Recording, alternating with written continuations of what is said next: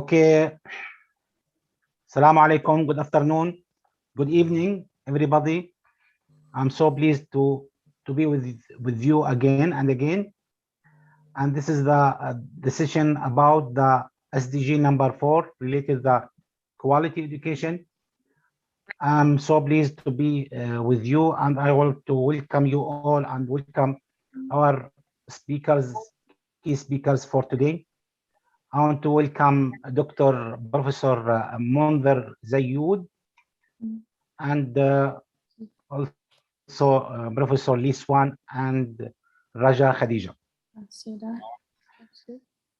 Okay, Mr. Monzer, Professor Monzer Zayoud is currently an assistant professor of English language teaching at Al-Quds Open University in Palestine, based in the Faculty of Education Science. He has held many roles in university as administrative assistant to the director of Jenin branch, as a faculty member. His publication include using drama in teaching English and the development of speaking skills. Dr. Zayoud participated in many international projects led by outside partners and sponsors, including the World Bank's, Erasmus Plus. Also, Mr. Zayoud is a coordinator of the Erasmus Key 101.7 mobility within Malaga University, Spain. Mr. Zayoud was a member of the organizing the scientific committee of several conferences held in Palestine. He also participated in many training programs and workshops held in Palestine, United Kingdom, Germany, and Turkey, within a project funded by the Erasmus Plus in 2020 and GCRF with Canterbury Christ Church University. Mr. Zaid also a member of many local and international organizations and associations, including Eco Training Center Sweden. Most welcome, Dr. Zayoud. Thank you, Mr. Kemal. Thank you very much. And yes, and just to present, Dr. Lee Swan is an excellent chemistry teacher within 31 years of teaching experiences from Malaysia. She has awarded by Ministry of Education Malaysia as iconic teachers and eduinfluencer as role model for teacher in her country.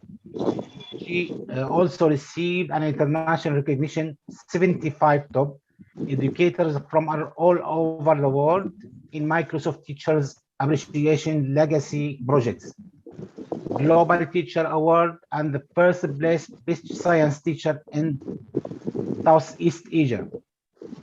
Her use of technology in teaching and sharing with educators has brought recognition as an MIE expert. She is a vice president of Malaysian Teacher STEM Association and master trainer of DDEC. Also, you are so welcome, Dr. Lee. And we are going also to welcome Raja Khadija, and she is a student of Dr. Swim, and then we will introduce her when she starts to talk. Welcome you all, and the floor for you, Dr. Monzer. Thank you very much. Thank you.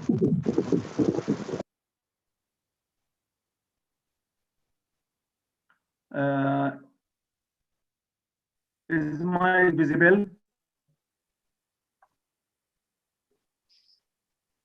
Can you see my screen? Yes, go ahead. Yeah. Am I audible? Yes. Okay. First of all, I would like to thank Mr. Kemal, Mr. Izzat, and Mrs. Siham for giving us this opportunity to speak and to participate in such a wonderful conference or meeting. And I also thank the ETC for their support and encouragement also. I would like also to thank all the participants who are present with us today. My topic will be about learning loss and what happened during the coronavirus regarding the school closures, etc. The spread of COVID-19 has affected not only the global economy, but has affected all sectors of life to varying degrees, including education. The first phase of the virus outbreak has disrupted learning and disrupted it for a period of time, causing damage at various levels within the educational community. Therefore, it was necessary to look for immediate solutions that will help to continue the teaching and learning process in any way possible. Of course, you all know that we have been taken by a surprise of the outbreak of coronavirus. No one was ready for that. No school, no universities, no states also were ready to cope up with the virus. And there were no plans regarding what will happen if, suppose, schools or universities are closed. So, and the option available was to use the internet and social networking application in order to build an educational pattern that would address any gaps that might occur due to the sudden cessation of learning. And distance education was a temporary alternative to schooling. So all the states, all the countries rushed to the use of e-learning, blended learning, hybrid learning, etc. When the COVID-19 curve reached a stage of stability and near constant rates before the beginning of the 2020-21 school year in some countries, it became necessary to develop a safe return plan for a student to attend school. In return, the option of face-to-face learning was not fully possible, but it remained important to use distance education simultaneously with in-class education. Hence, the introduction of the integrated learning system, which ensures the continuation of study inside and outside the school, but of course, with a set of obstacles or a set of obstacles emerged. And these obstacles were, like, perhaps the most influential and important of them. It was about how students compensate for the lost concepts, information, and products on which the previous school stage was built for the stage of their return to school education, and thus came the concept of educational loss or learning loss, which has become widely circulated in educational circles or communities. There is no doubt that the education bodies and ministries of states have been interested in addressing the issue of the educational loss caused by the coronavirus, and procedural plans that set a timetable have emerged that contribute to addressing this problem. Trying to remedy the mistakes of school closures in its usual form, contributing to reducing the gap between face-to-face education and distance learning, and putting the educational process back on track, ensuring that the planned objectives are achieved.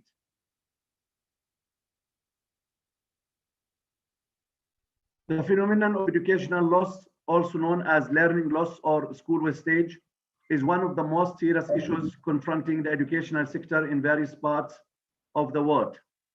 And it manifests itself more clearly at a higher rate in developing countries than in developed countries.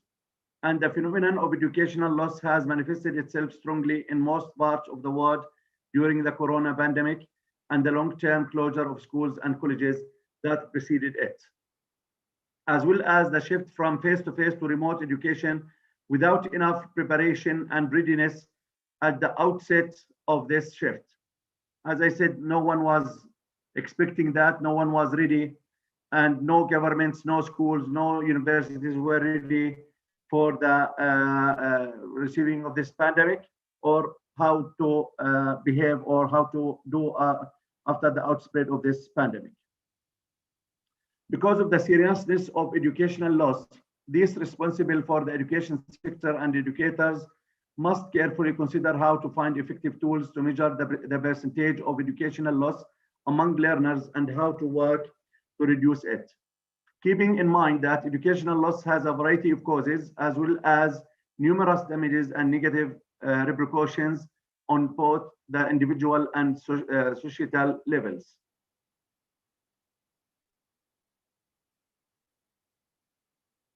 So what is learning loss?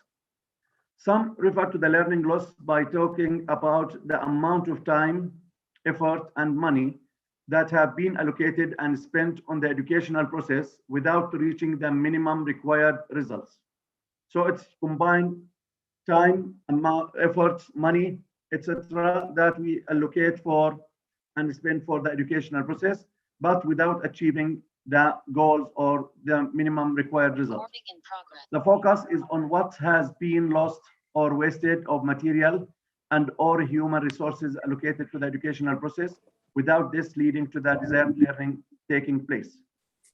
But the student may end up with one or more of the following losses, like academic delay, repeated absence from school, repetition or failure in the same grade, or dropout.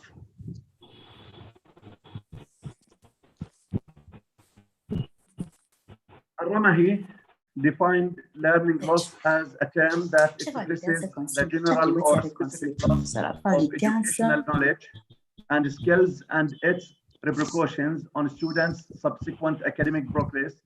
The main reason for this being the temporary or extended interruption in students' teaching and learning. The term learning loss emerged and meant the ratio of the gap in educational attainment between the knowledge and skills students had acquired during the pandemic and the knowledge and skills that their peers had actually acquired in previous years. As you know that some schools have closed maybe for 1 year, others for 8 months, others for 3 or 4 months.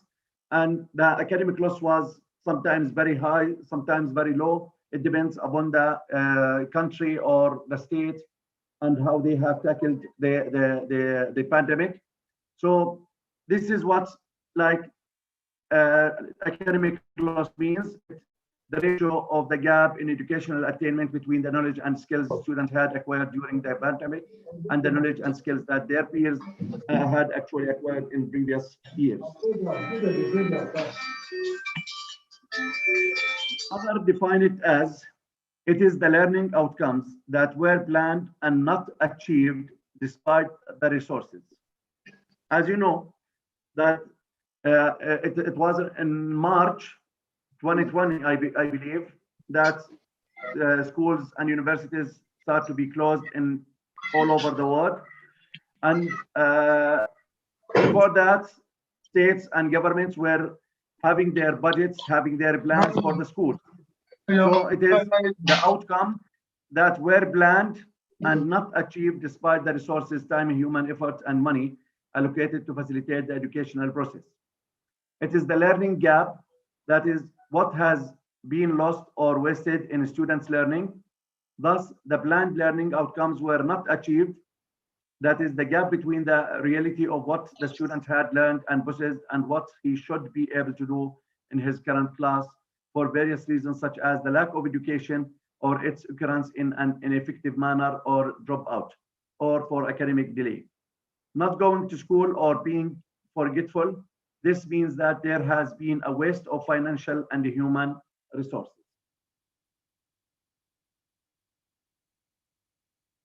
One of the characteristics of the learning loss is that it accumulates and worsens rapidly. It accumulates, it collects, and it worsens rapidly and varies from one learner to another and from one school stage to another. And it does not really result only from stopping learning, but also resulting from forgetting what has been learned. And also we need to sometime also to form a complete picture of it. So we cannot like find out how much students have lost unless we get enough time to study the case or to find or to research on that topic. And it is more clear for students of the first basic grades and students of marginalized groups. As for the indicators of the learner's learning loss, one or more of the following can be done. How we can find out or see what is that? We have low achievement, especially mastery of basic knowledge and skills, low motivation to learn and keep going, trouble in education and academic delay, failing a grade and not moving on to the next grade, dropping out of school and not returning to it. So these can give us an indication about how much education lost or learning lost is there. Restoration of learning loss, how to restore it. Given the importance of reducing educational loss in light of the corona pandemic and the need to compensate for it, UNESCO, UNICEF, and the World Bank launched a joint mission called Restore Education 2021 and focused on 3 priorities. These parties commit to work together to directly support countries in their efforts to return children to school and put them back on the learning path. These priorities are: the first priority, that students have to return to all students should return return of all students to a safe and supportive school where they will receive full or partial personal education before the end of 2021, and comprehensive support is provided to put their education, health, and general well-being back on track. And as you notice, it is not only the educational loss. We have to look for also the health and general well-being of the students. The second priority, the restoration of learning loss through remedial and adaptive education programs and the development of students' social and emotional skills. Priority 3, prepare and empower teachers. And this is very important also, where we have to empower teachers. We have to train the teachers. Teachers are in the front line to put out the fire and need support to be able to help the children by teaching them what they should have learned last school year in addition to teaching the current year's curriculum. They will need training and potentially additional support to implement remedial education, social, emotional learning. So teachers are also, it's necessary for us to train teachers to cope up with all these things. Factors leading to learning loss. There are many factors that can contribute to the high rates of educational loss in any of the countries. And these factors can be classified according to what they are attributed to as follows. First, factors attributed to the learner. Low awareness, conviction of the value and importance of education, low motivation to learn, aversion to school, frequent absences, psychological changes, inability to adapt. These factors contribute to learning loss. Factors attributed to the family. Weak awareness or conviction of the importance and value of education. The family doesn't feel that there is any value for education. Their low income also affect that. Ignorance, maybe the parents are illiterate. Lack of interest in educated people. The spread of the idea that female education is not necessary, and children not being followed up. Factors attributed to the educational system and the school.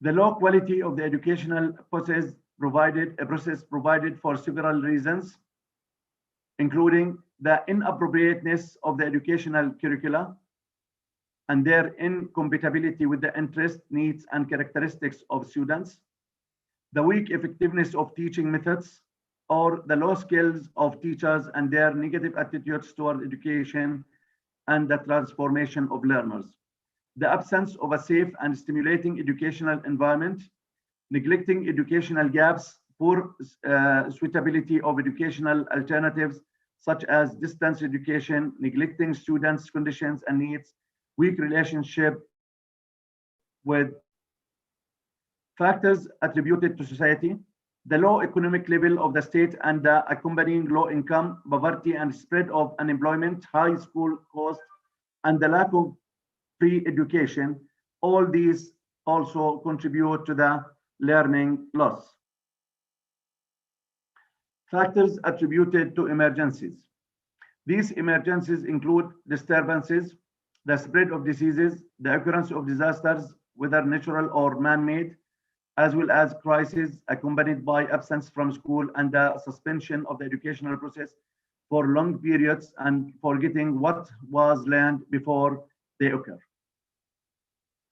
The Director General of UNESCO, Ms. Audrey Azoulay, emphasized the impact of the long-term school closure on educational loss as happened in light of the corona pandemic, saying the prolonged and repeated closure of educational institutions increases the psychological and social damage to students. This increases the loss of learning opportunities and the possibility of dropping out of education. And its impact is greater on the most valuable groups. Therefore, the complete closure of schools should be at least a last resort and the priority for their safe reopening. The damage of educational loss. What happens if we don't like repair or we don't follow and try to solve the educational loss? Educational loss causes many damages, whether at the level of the state, the family, or the learner, as shown in the following. At the state level, we have a huge waste of material and human resources, increasing the dropout rates, the percentage of students out of school, and the illiteracy rate.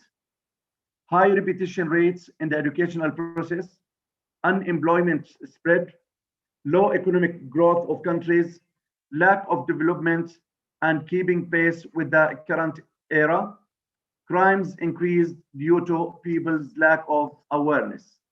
These are the damages done by educational loss at the state level. At the family level, we have low rate of interest in the educational process and low confidence in the ability of education.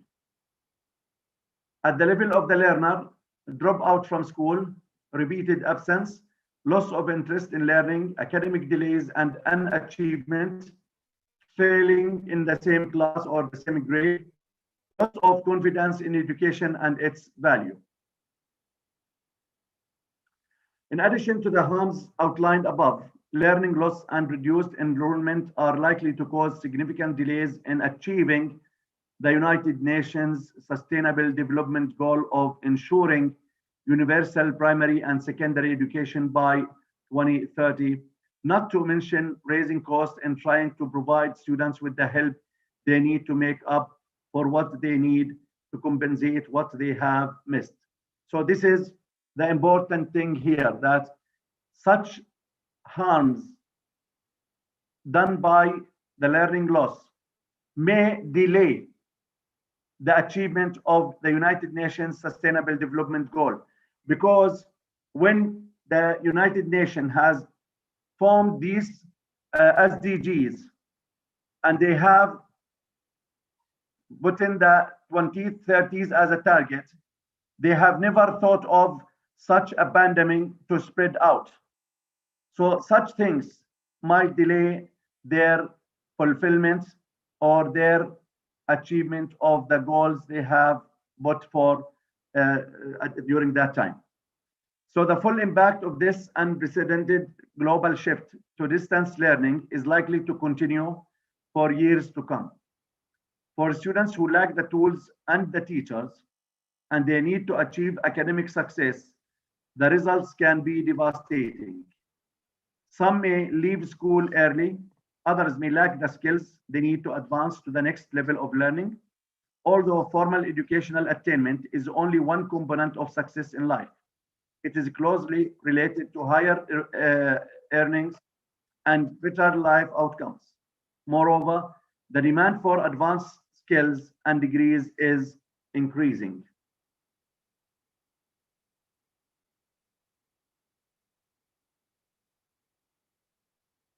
The damage and negative effect of learning loss can be classified in 4 areas.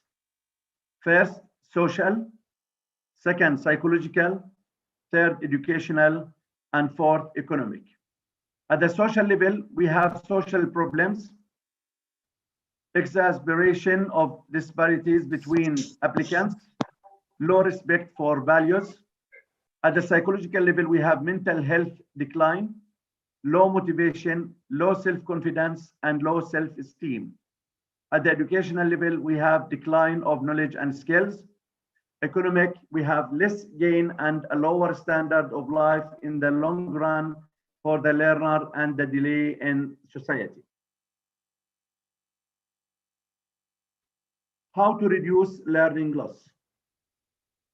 As one lockdown week morphs into another, the learning of millions of students continued to be disrupted.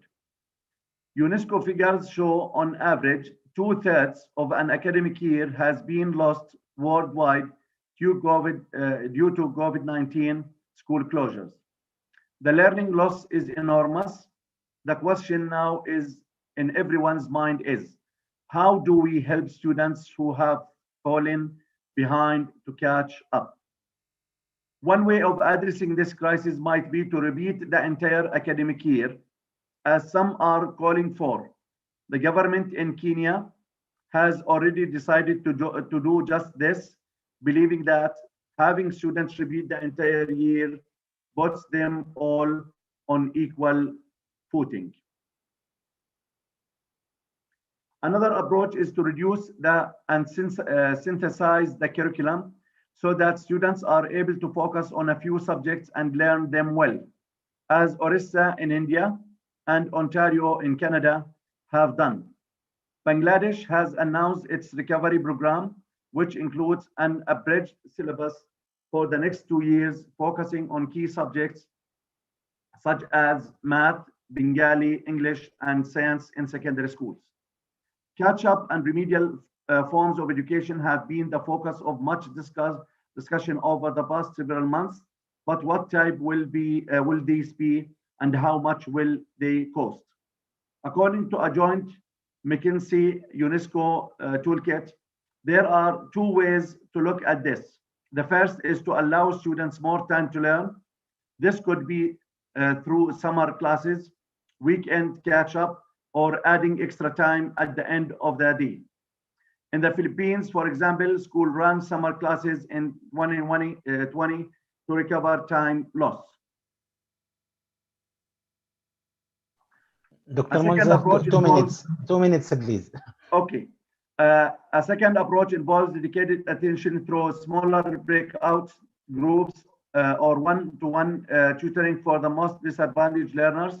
In the United Kingdom, the government announced 350 million pounds, which comes to 490 million US dollar, would be allocated to a national tutoring program, which will provide intensive catch-up for the most marginalized students.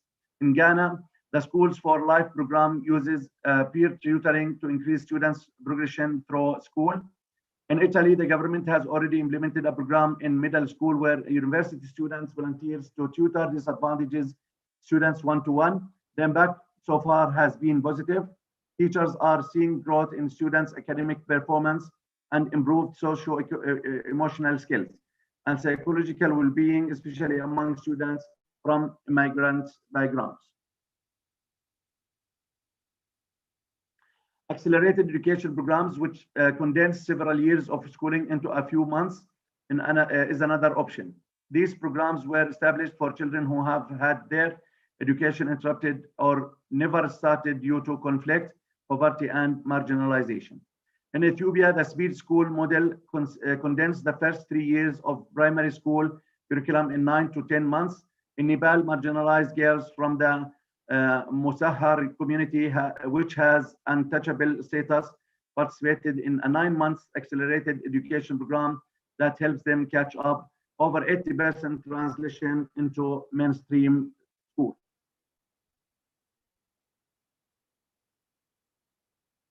And thanks a million for being patient and for listening to me. Thank you very much. Thank you, Dr. Munzer. We'll leave the discussion after the other speakers to complete, and then we can discuss. Now, the floor for you, Raja Khadija. You are welcome. Mr. Kamal, can you introduce her? Because you said we have to introduce her. Yes, I want to ask Dr. Lee to introduce her as Raja is her students. Okay, thank you. So dear all ETCs and distinguished guests, thank you, Dr. Kama, and also our lovely Secretary, ETC Secretary, Dr. Izzat Hassan. Okay, so now today I'll take this opportunity to bring my young chemist, Raja Khadijah binti Raja Azlan Shah. Okay, she's a very, very hardworking student. So I bring here then to share with all the delegates about her thoughts. Okay, Raja, the floor is yours.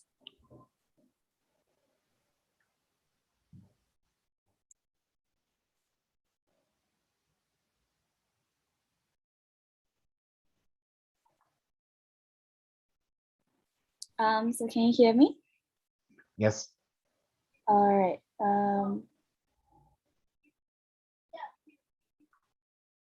I'm sorry. Okay. So, Assalamualaikum and a very good evening. My name is Raja Khadijah, and today I'll be sharing with you about my thoughts regarding Sustainable Development Goal number 4, which is quality education. So, before we start, what is Sustainable Development Goal is all about? Let me elaborate what I personally think what Sustainable Development Goal is. So, there's actually a 2030 agenda for sustainable development, and the agenda is a plan of action for people, planet, and prosperity. And it consists of 17 goals, and these goals are indivisible and encompass economic, social, and environmental dimensions. So now that we have a rough idea of what sustainable development is all about, let's go into their fourth goal, which is education goal. So it aims to ensure inclusive and equitable quality education and promote lifelong learning opportunities for all. Sustainable Development Goal number 4 is made up of 10 targets. So let's go through one by one. All right. So all these targets that aim by 2030, they would like to achieve a certain goal. And as for the first target, which is target 4.1, they would like to aim that by 2030, all girls and boys complete free, equitable, and quality primary and secondary education. And target 4.2 is to ensure that all girls and boys have access to quality early childhood education, care, and pre-primary education so that they are ready for primary education. Target 4.3 would like to ensure equal access for all women and men to affordable and quality technical, vocational, and tertiary education, including university. Target 4.4 aims that by 2030, they want to increase the number of youth and adults who have relevant skills, including technical and vocational skills for employment, decent jobs, and entrepreneurship. Target 4.5 is to eliminate gender disparities in education and ensure equal access to all levels of education and vocational training for the vulnerable, including persons with disabilities, indigenous people, and children in vulnerable situations. Target 4.6 wants to ensure that all youth and a substantial proportion of adults, both men and women, achieve literacy and numeracy.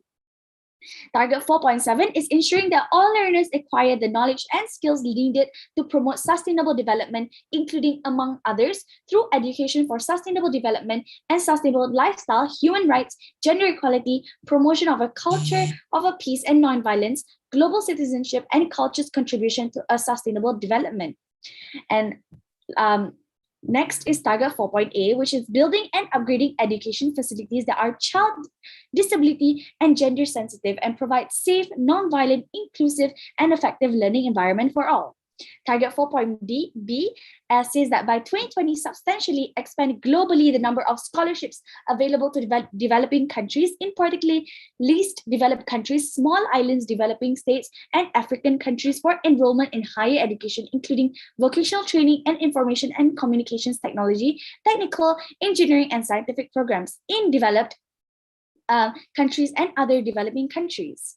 And lastly, target 4.C by 2030 substantially increase the supply of qualified teachers, including through international cooperation for teacher training in developing countries, especially least developed countries and small island developing states. Next. There is also a drastic change in the education system when comparing back then and now. Back then, there weren't any online classes, and most of the classes they had were not as interactive and fun as it is now, because back then there weren't any innovations that can make the class even more lively. And the syllabus back then was so much easier, and they spent hours and wasted so much time to do research for their project. Nowadays, the classes are even more interactive and fun and even more lively, and the students have trouble focusing in class as it is online, and teachers focus more on teaching instead of focus more on one particular student.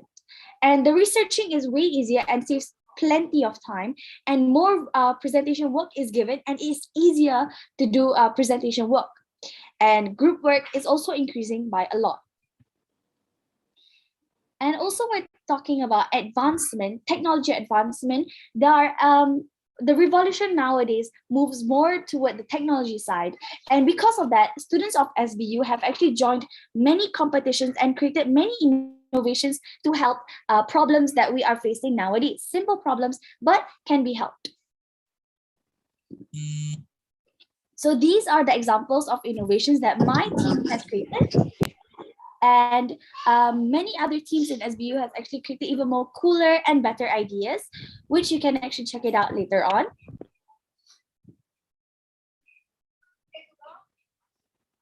And these are the references that I used. And I think it's definitely possible to reach all 10 goals by 2030. And if not, we will try even harder to achieve all 10 goals. And with the help of everyone, we'll definitely achieve these goals we are aiming for. That is all from me today. Thank you very much. Thank you. Thank you very much. Thank you very much. Very informative and inspiring us. Thank you. Bravo. Love you so much. Proud to be her teacher. And thank you, ETC, also giving me and my student the chance. Actually, for your knowledge, Raja is also our ETC diploma holders, students.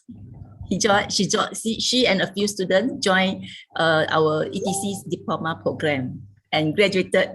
Congratulations, Raja. Okay, so now it's my turn. Okay, dear friends, are you ready?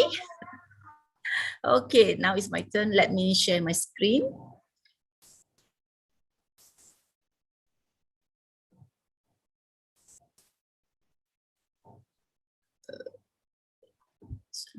Here. Okay.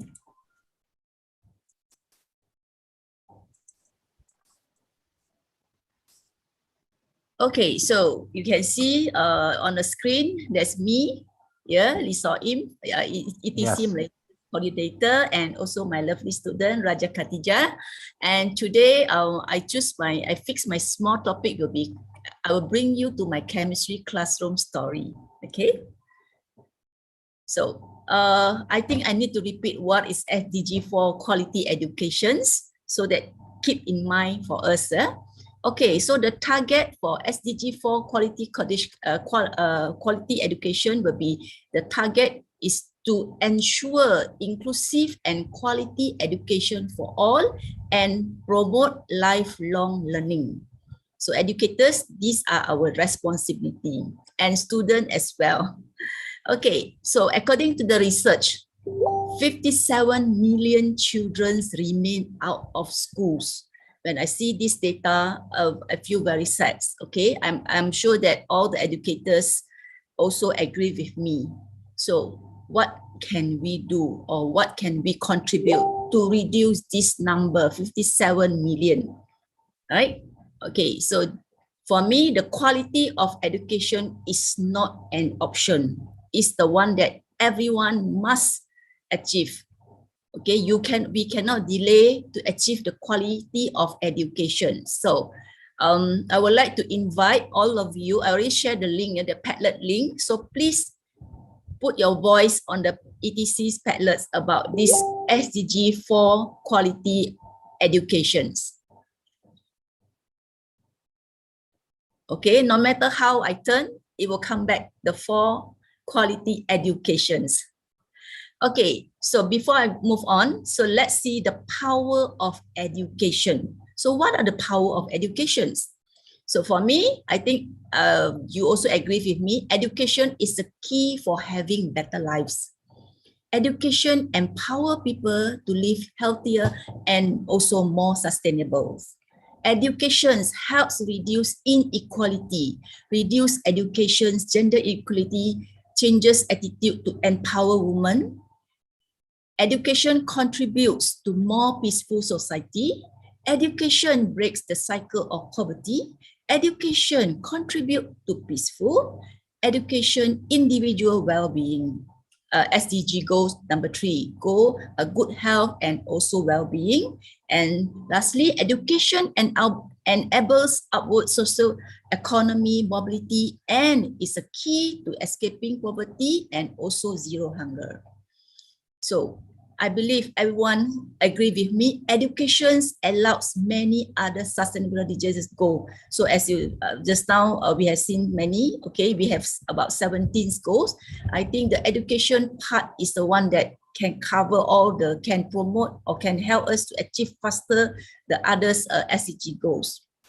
Okay, so for me, I would like to share my thoughts. I think we should have 4 A's educations. What means by 4A education means like the education should be available, accessible, acceptable, and also adaptable by anyone, anywhere, and anytime, so that we can achieve the quality of education. Okay, anywhere. Oh, this I need to move this up here. Okay, anywhere, anytime, and anyone.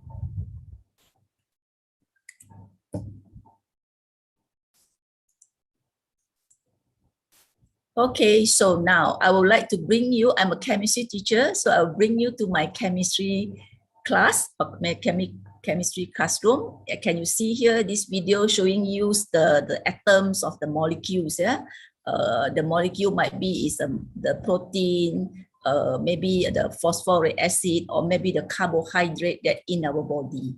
We cannot live without these chemical bonds, right? Okay.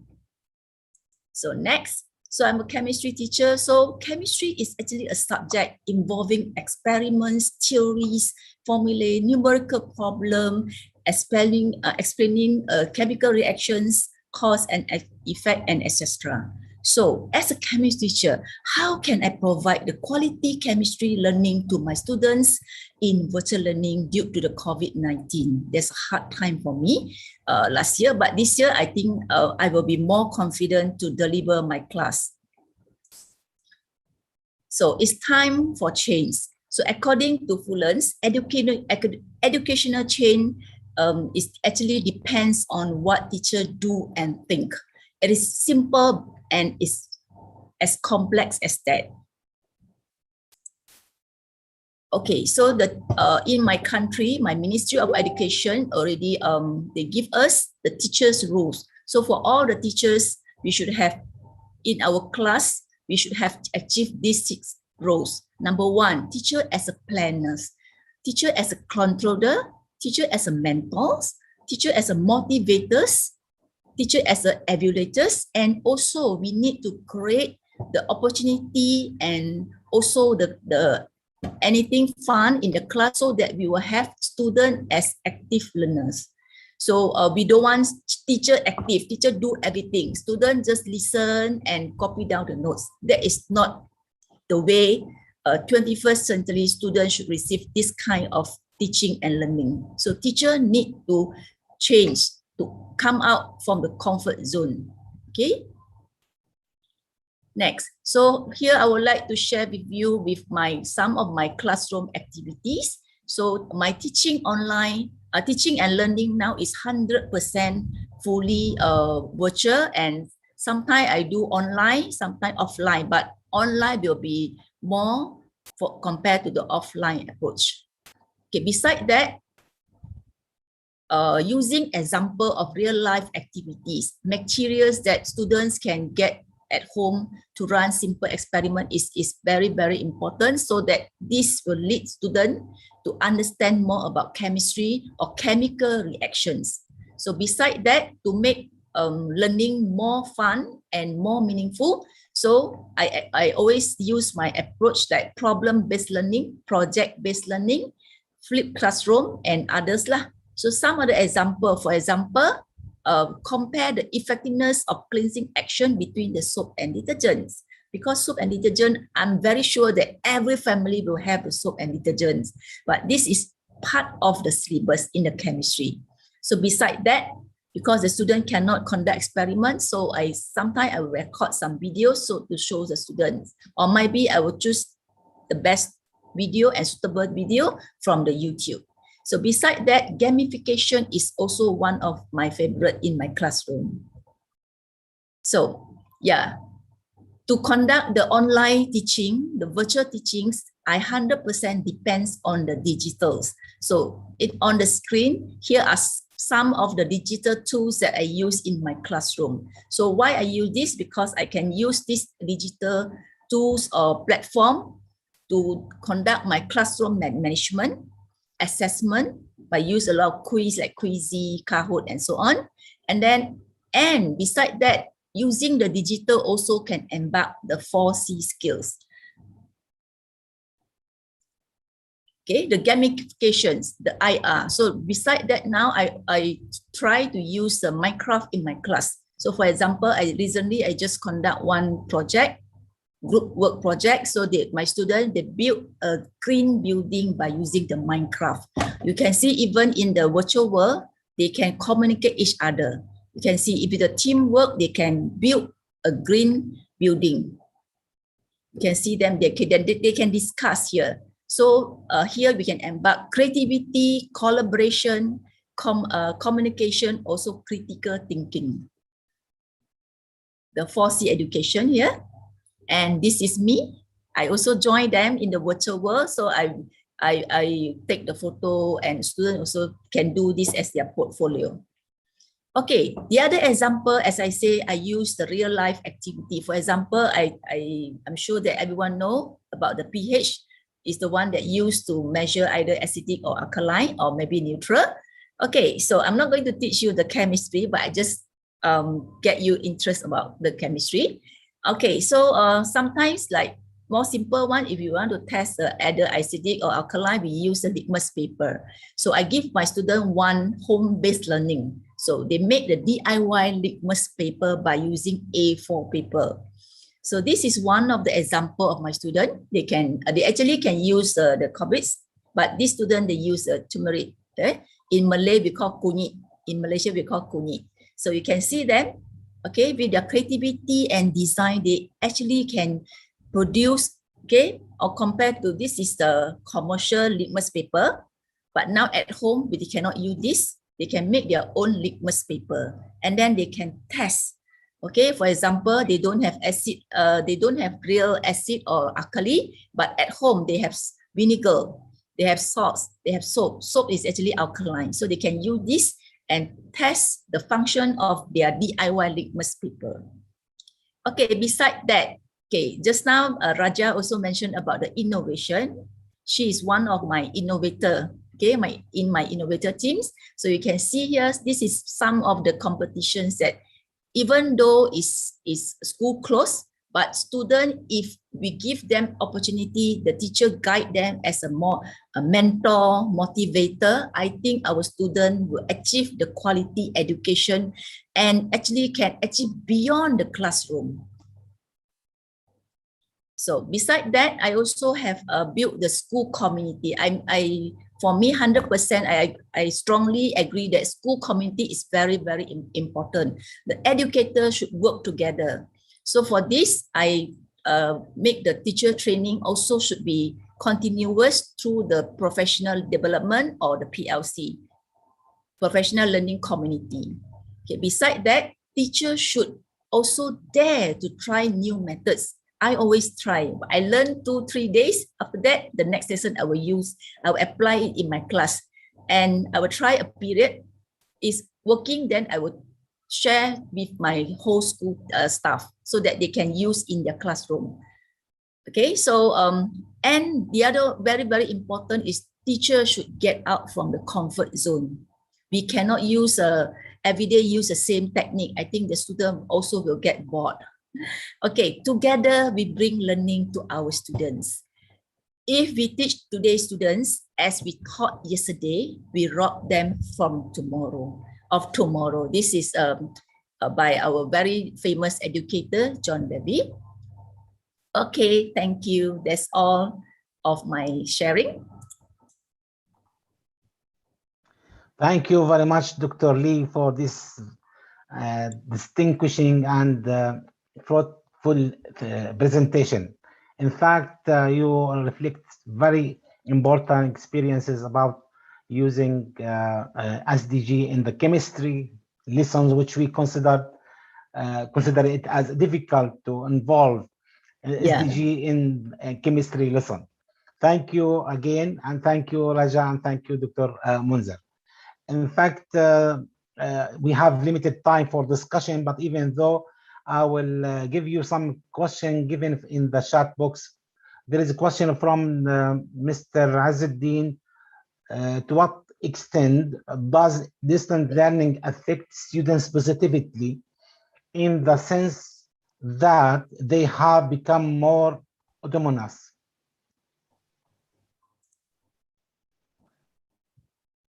And there is another question, where do we think students are safer, at school or at home?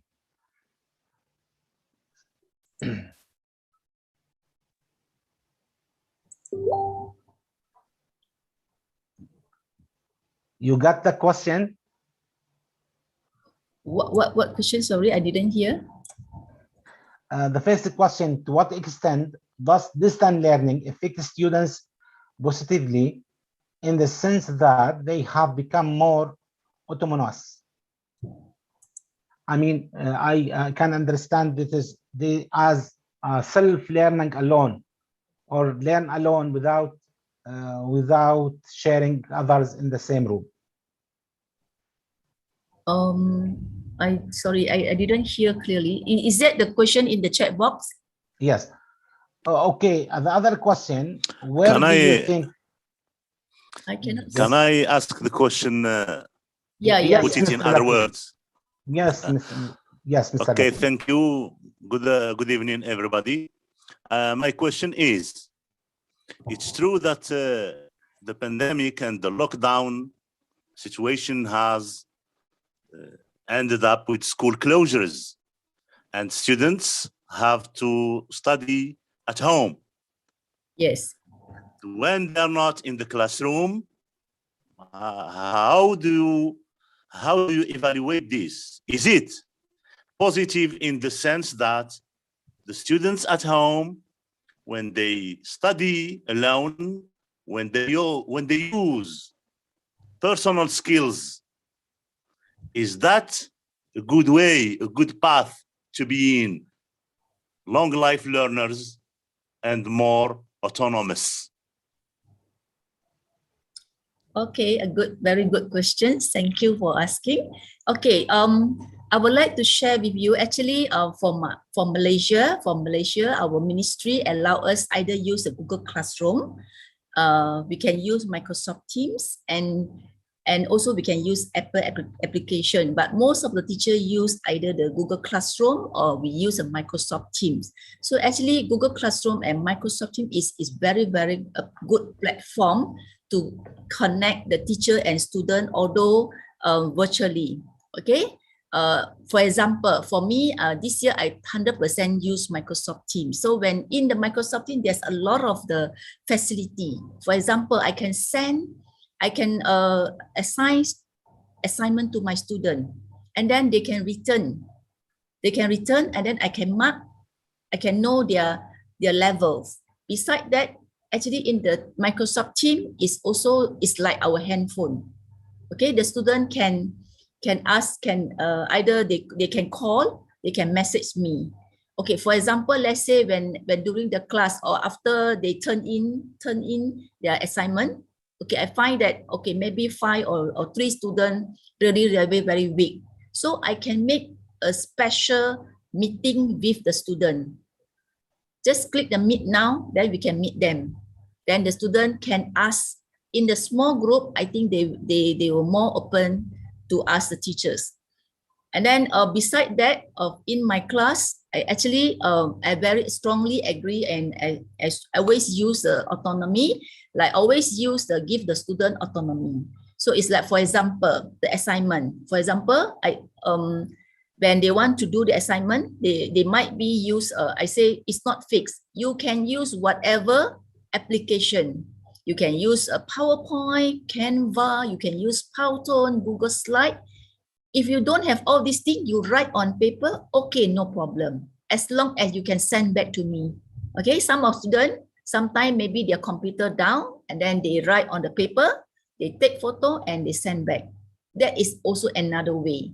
Yeah, we always don't fix 100% because in this situation, we have to consider students' ability, the ICT ability, and also the gadget available at home, because some family, they might be only have one laptop to share with maybe about 4 or 5 children, 4 or 5 siblings. So that is the condition. Yeah, so we do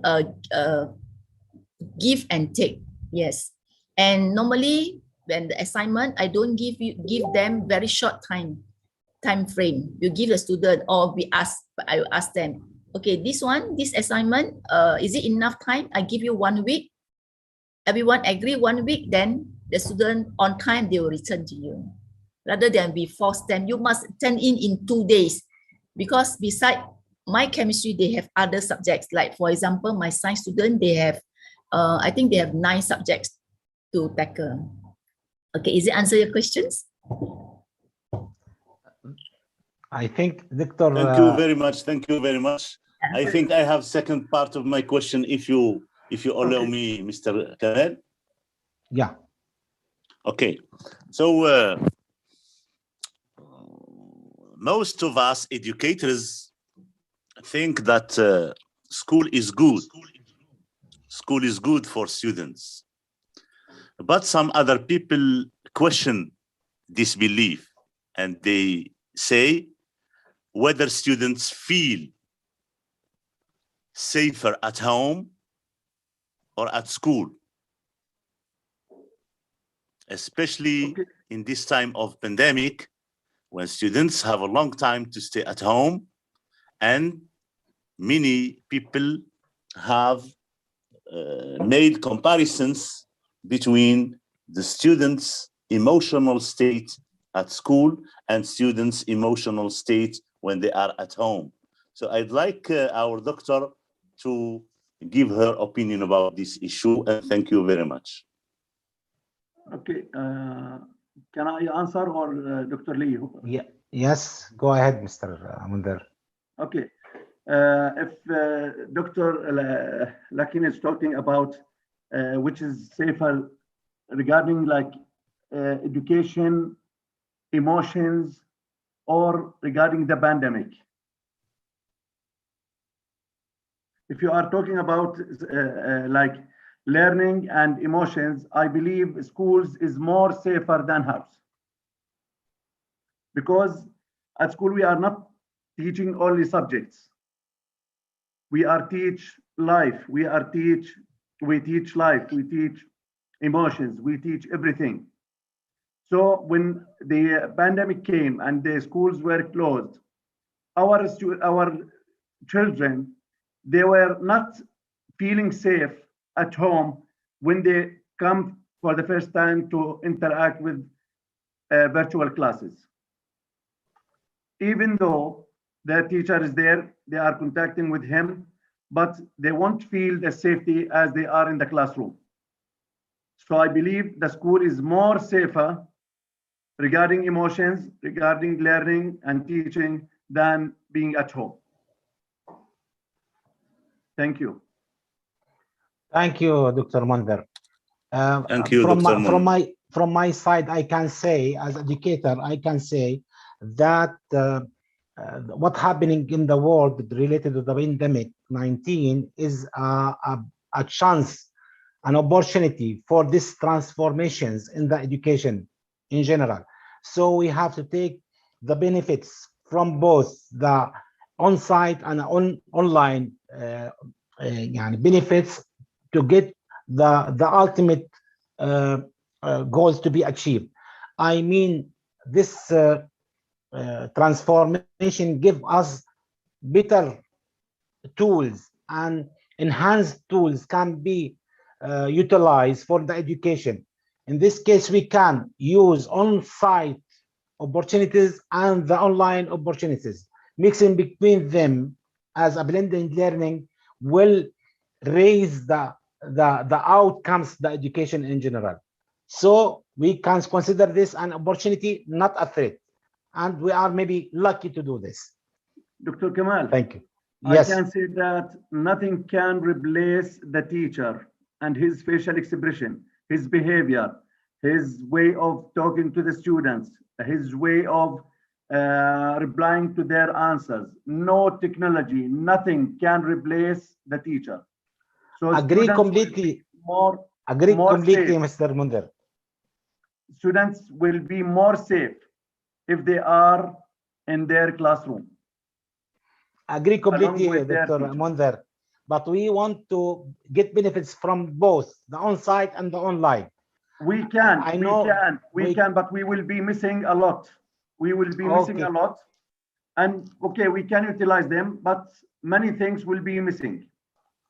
And that we have to maybe to compensate for it later on.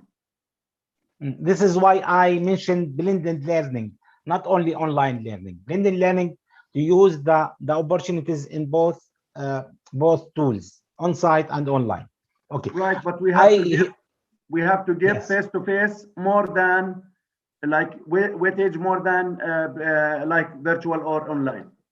It depends of the updating of the system in general. We have to consider the curriculum, the teacher training, students themselves, the community, and the learning environment to be suitable for each one to be reached. I mean, there is a new concept now appeared in the world related to the digital exclusion. If the country or any city have no enough access for the internet, for example, and the people are bored there and can't purchase computers or laptop, for example, how can we do this? We have to know exactly what is the circumstances and behave depending on these circumstances. Here I want to thank you, and I can see Dr. Izzat, and I'm happy to see you again with us, Dr. Izzat. It's yours. Yeah, thanks, Dr. Kamal. I'm really so happy to be among my family again, EDC family, and I'm sorry for missing the last few sessions because I had some private personal things, but I'm so proud today of seeing this presentation because every day we gain new knowledge, we gain new experiences, we gain new techniques. Today we saw a lot of important things in the presentation. Dr. Munzer gave us an overview about the dangers of COVID-19 and lack of face-to-face education. Raja was great and presented us a new technique that we as teachers and professors learned from her. This is great, which is mixing the young and adults.